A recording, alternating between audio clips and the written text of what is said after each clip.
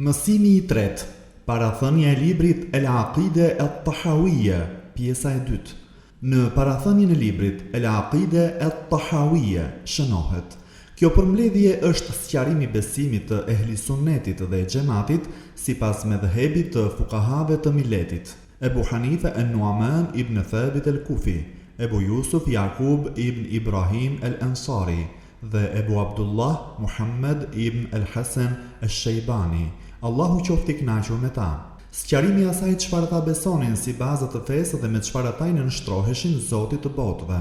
Imam Ebu Xhafer at-Tahawi, Allahu e mëshiroft, nëpërmjet kësaj parathënieje tregon se çfarë akideje do të sqarojë në përmbledhjen e tij. Ai thekson se do të sqarojë akiden e një grupi të veçantë mes myslimanëve, duke e cilësuar atë me dy cilësi: ehli sunneti dhe xhamati, që do të thotë pasuesit e sunetit, rrugës profetike dhe ruajtësit e xhamatit.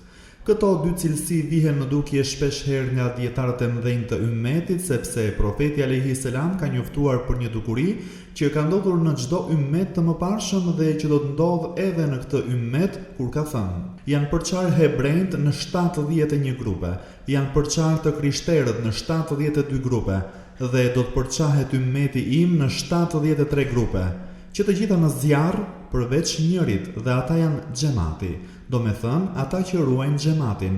E transmeton Ebu Daudi, Ibn Majah dhe e saktëson Sheikh Albani. Ndërsa në një transmetim tjetër ka thënë janë ata që do t'jenë sipas rrugës time dhe të shokëve të mi. E transmeton Tirmidhiu dhe e saktëson Sheikh Albani. Ky hadith përmban disa domethënie shumë të nevojshme për të kuptuar se pse autori zgjedh të na sqarojë besimin e këtij grupi. E para, përçarja është dukuri e përhershme në të cilën do të përfshihet edhe ky ummet, përderisa ajo është shfaqur në çdo ummet të kaluar. Prandaj Allahu i Madhëruar në Kur'an thotë: njerëzit do të vazhdojnë në përçarje me përjashtim të atyre që i ka mëshiruar Zoti yt. Sure Hud, ajeti 118-119. Do me thënë përçarja do t'jetë jo vetëm në fe të ndryshme, por edhe brenda një feje, në sekte të ndryshme bazuar në domethënien e këtij hadithi.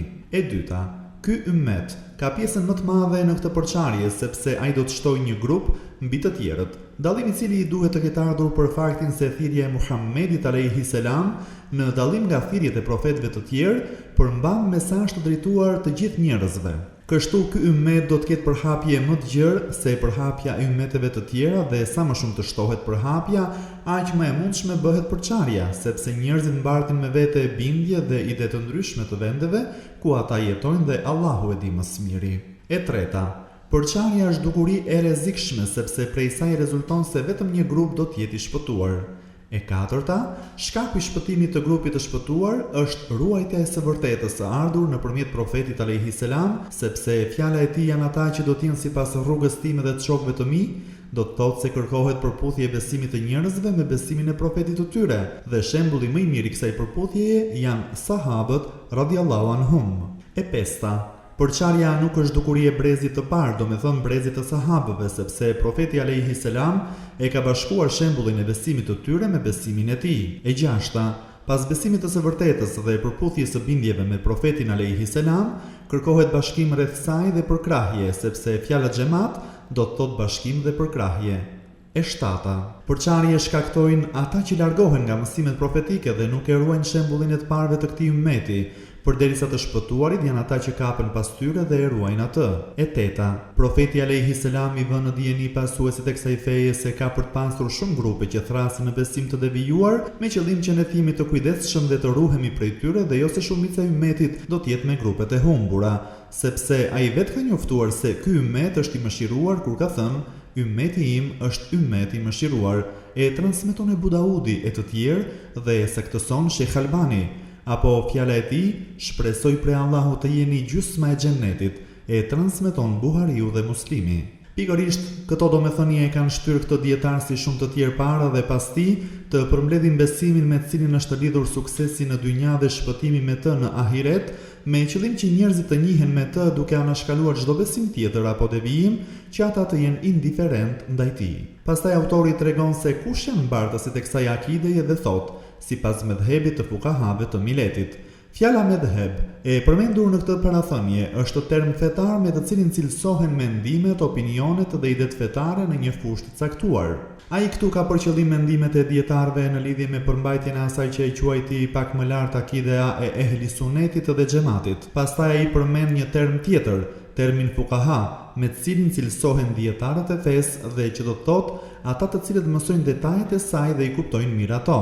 Pra ai në këtë përmbledhje do të sjellë besimin dhe bindjet e atyre që e njohin mirë këtë fe dhe arrin të bëjnë dallimin se ku ka përputhje apo kundërshtim me besimin e profetit alayhi salam dhe të shokëve të tij. Së fundmi, ai përmend termin milet, me të cilin emërtohet feja e përcjellë nga profeti Muhammed alayhi salam dhe synon dallimin e tij nga të tjerët. Ky term është përmendur shumë në Kur'an në lidhje me Ibrahimin alayhi salam dhe bijtë e tij, sepse ata u dalluan në kohën e tyre me fenë e drejtë mes gjithë njerëzve të asaj kohe. Allahu i madhëruar në Kur'an thotë: "Thuaj të vërtetën, ka thënë Allahu, ndiqni miletin e drejtë të Ibrahimit, do me thënë fenë e tij të drejtë, dhe ai nuk ishte prej dhujtarëve." Sure Ali Imran, ajeti 95. Dhe kur përmend Jusufin alayhi salam, i cili gjithashtu ka jetuar mes popullit i dhujtar të Egjiptit të hershëm, tregon se ai ka thënë: "Unë lash miletin e një populli që nuk besonte në Allah dhe në botën tjetër dhe ndoqa miletin e baballarëve të mi, Ibrahimit, Ishakut dhe Jakubit." Sure Jusuf, ajeti 37